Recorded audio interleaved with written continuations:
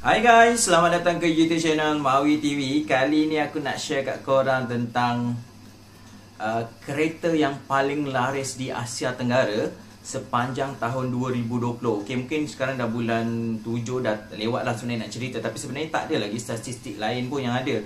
Okay, jadi aku rasa yang agak sesuai adalah kita cerita tentang kereta yang paling laris di Asia Tenggara pada tahun 2020. Jadi kalau korang nak tahu kereta apa yang paling laris, aku akan senaraikan 10 buah kereta.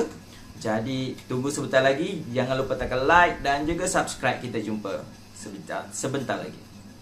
Mawi TV.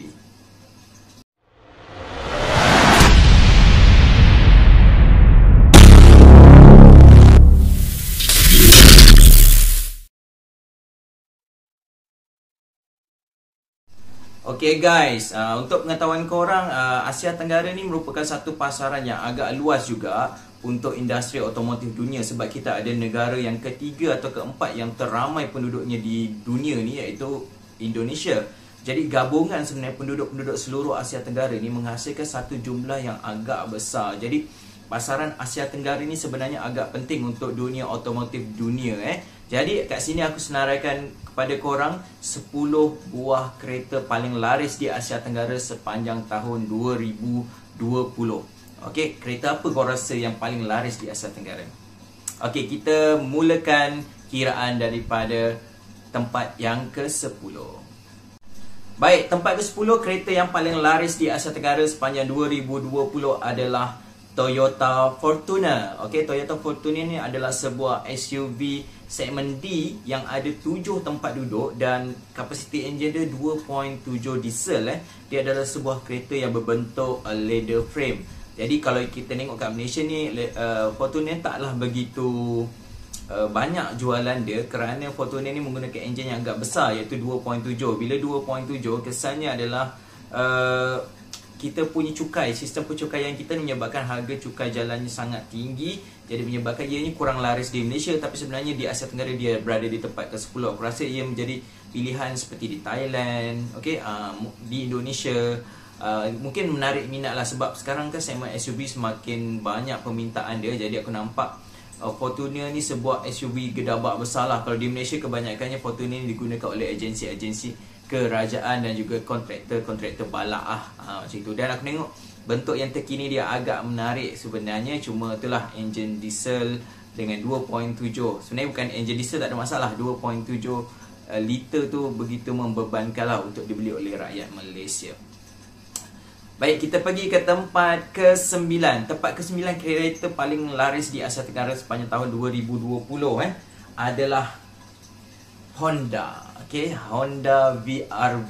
Walaupun di Jepun Honda ni taklah begitu popular, tapi untuk pasaran Asia Tenggara Honda ni agak memberangsangkanlah jualan dia. Dan kita tahu bahawa SUV segmen B yang paling laris di Malaysia pun, yang paling terkenal di Asia Tenggara ni adalah Honda HR-V, sebuah kereta SUV yang dalamnya luas dengan enjin 1.8 liter. Jadi dia menawarkan elemen kemewahan berbanding dengan Toyota Corolla Cross. Aku dapati bahawa Corolla Cross tu nampak terlalu SUV yang zaman dulu tau, punya style yang semua plastik keras. Dia tak suntik elemen kemewahan dan harganya lebih mahal. Jadi HR-V ni sebenarnya kalau di Jepun pun agak popular juga sebenarnya. Jadi practicality, harga dan rupa paras yang agak menarik menyebabkan Honda HR-V ni berjaya berada di tempat ke-9 kereta paling laris di Asia Tenggara sepanjang tahun 2020. Baik, kita teruskan ke kereta di tempat ke-8. Kereta di tempat ke-8 adalah sebuah kereta Conti ke? Sebuah kereta Amerika iaitu Ford Ranger. Ford Ranger ni sebenarnya adalah kereta sejenis pickup lah. Dan kita tahu bahawa kalau Ranger ni yang di Malaysia ni taklah begitu popular sangat sebab kita di Malaysia lebih suka Hilux. Tapi Ford Ranger ni sebenarnya agak famous juga di negara-negara seperti Indonesia dan juga di Thailand sebab sesuai untuk bentuk muka bumi dia lah. Sebenarnya di Asia Tenggara ni kita punya jalan raya masih lagi belum mencapai standard yang cantik lah, yang terbaik lah. Jadi fungsi pickup ni agak penting lah. Tapi di Malaysia kita berbeza sedikit sebab kita tak suka kereta yang ada masalah nak maintenance, kos dia tinggi, spare part tinggi, jadi susah nak jual. Tapi untuk pasaran lain, okey, contohnya di Thailand, bila ramai orang beli, kesannya dia punya spare part akan jadi lebih murah, lebih senang diperolehi dan tak ada banyak isu. Okay, tapi di Malaysia kita lebih bersikap stereotype lah, pilih satu jenama tertentu je, fokus kat situ, semua orang beli jenama tu. Jadi Ford Ranger berada di tempat ke-8 kereta paling laris di Asia Tenggara sepanjang tahun 2020. Kita pergi ke tempat ke-7, kereta yang paling laris di Asia Tenggara dan ianya pun baru saja dilancarkan sebenarnya, iaitu Mitsubishi Xpander. Okay, Mitsubishi Xpander ni adalah Mitsubishi yang dilancarkan di Indonesia, dan di Indonesia permintaan dia sangat tinggi dan dia hampir-hampir berjaya menyaingi Avanza. Tapi berbeza pula dengan Avanza. Nanti kita tengok Avanza ada tak dalam senarai ni, sebab Avanza ni hanya famous di Indonesia. Di Malaysia pun masih lagi tak berapa famous. Namanya biasa dia dengar tapi orang tak beli dah. Okey, jadi Xpander ni satu model baru yang bentuk agresif dengan 1.5 liter enjin Maybach tu, menyebabkan dia pencetus kepada era baru Mitsubishi punya jualan lah. Okey, di Malaysia penjualannya agak baik. Okey, cuma productionnya yang slow. Jadi di Thailand pun penjualannya agak baik. Jadi sebenarnya semua negara ni lihat Xpander adalah satu pilihan MPV, low MPV yang agak berbaloi untuk dimiliki lah. Dan aku rasa pasaran yang terbesar dia mungkin Indonesia lah. Tak silap aku tahun lepas dia berjaya jual 66,000 unit. Tak silap aku Jadi Xpander berada di tempat ke-7 kereta paling laris di Asia Tenggara. Okay, dan MPV yang laris di Malaysia pun adalah Xpander juga aku rasa ni. Okay. Baik, kita pergi ke tempat ke-6, kereta paling laris di Asia Tenggara sepanjang tahun 2020 adalah Pro 2. Okay, Pro 2 apa? Pro 2 Ativa belum lagi. Pro 2 Asia. Okay, Pro 2 Asia dikatakan mencatat penjualan sebanyak 67,000 unit. Okey,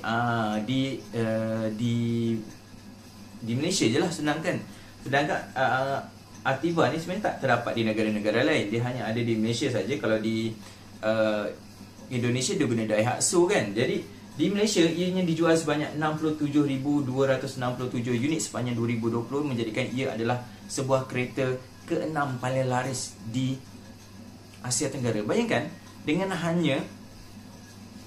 hanya jual di pasar Malaysia, ia boleh berada pada kedudukan nombor 6 paling laris di Asia Tenggara. Dengan enjin 1.0, kereta ni adalah kereta yang sangat murah lah, yang orang mampu beli kat Malaysia ni. Sebenarnya kalau diberi pilihan, orang mungkin tak akan beli Asia ni. Tapi disebabkan ianya adalah pilihan, satu-satunya pilihan yang paling murah untuk pasaran Malaysia, jadi mereka yang tidak ada kemampuan yang lebih terpaksa juga ambil. Tak ada pilihan lain kecuali ambil kereta second lah.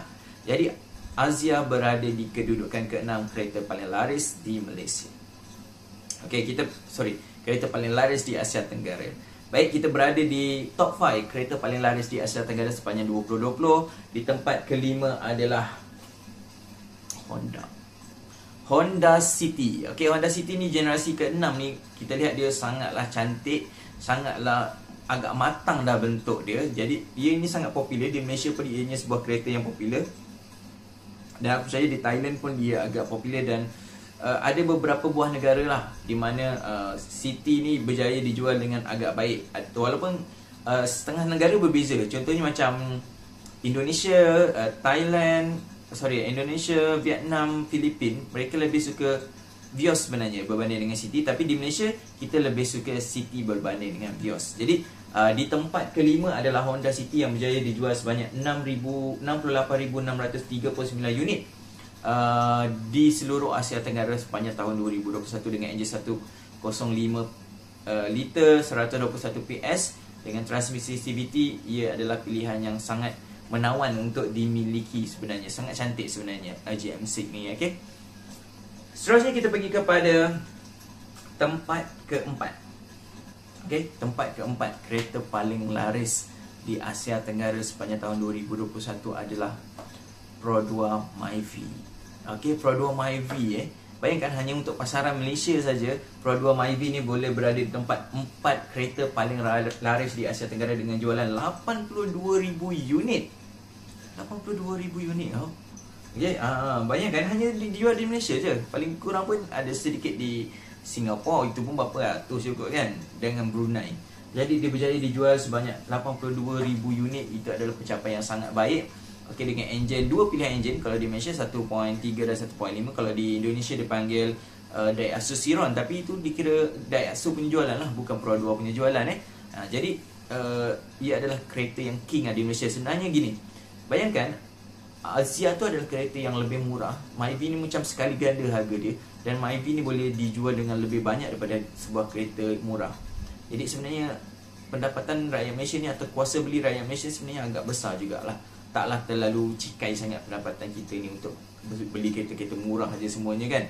Okay, jadi Myvi berada di tempat keempat kereta paling laris di Asia Tenggara.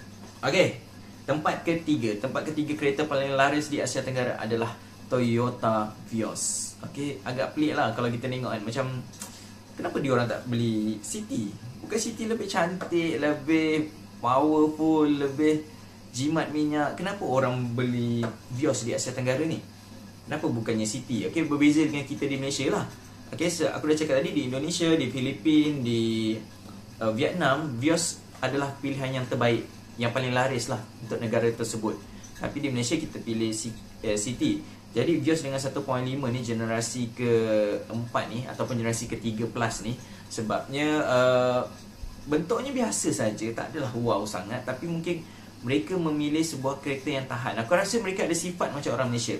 Kalau Malaysia ni, kita dulu percaya kepada Toyota, kemudian kita dah berkembang, kita kembangkan lagi kita punya kepercayaan itu kepada sebuah lagi jenama, iaitu Honda.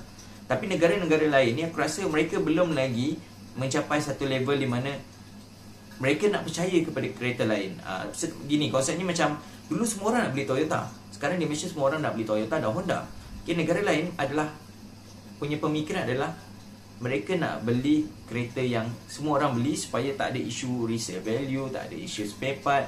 Jadi itu mungkin kenapa Toyota Vios ni lebih cemerlang berbanding dengan Honda City untuk pasaran Asia Tenggara. Baik, di tempat kedua kereta paling laris di Asia Tenggara bukannya sedan, bukannya SUV, bukannya MPV, adalah sebuah truk pickup, iaitu Isuzu D-Max. Okay, Isuzu D-Max ni lepas dia keluarkan model yang terbaru dengan enjin 1.9 tu, menyebabkan permintaan terhadap Isuzu ni terus meningkat lah. Isuzu sebenarnya agak terkenal di negara-negara seperti Thailand, negara-negara macam tu lah, Kemboja ke Laos ke, sebab ia adalah sebuah kereta yang digunakan di jalan raya yang macam tu, dan kemudiannya harga yang ditawarkan juga agak menarik, dan spek dia sekarang dah lebih canggih. Kalau dulu truck pickup ni macam lori lah, sekarang ni dia dah standard punya kereta punya standard dengan spek-spek yang ada pada kereta-kereta moden. Jadi kenapa Isuzu D-Max ni mendapat kepercayaan? Sebenarnya macam pada aku terutamanya di Thailand lah, sebab ianya dipasang di Thailand dan rakyat Thailand percaya. Jadi kalau kat Malaysia pun nombor 2 jualan yang terbaik pun tetap Isuzu juga. Okay, jadi itu adalah di tempat yang kedua. Kita pergi kepada tempat pertama. Okay, aku punya lighting mati lah, maaf. Di tempat pertama, kereta yang paling laris di Asia Tenggara ialah Toyota Hilux. Okay, Toyota Hilux ni terkenal sangat di Asia Tenggara kerana ianya berjaya dijual sebanyak 1,701. 170,000 berjaya dijual di seluruh Asia Tenggara. Okay, kereta ni dikeluarkan di Thailand, sama juga dengan D-Max. Bayangkan Hilux berada pada 170,000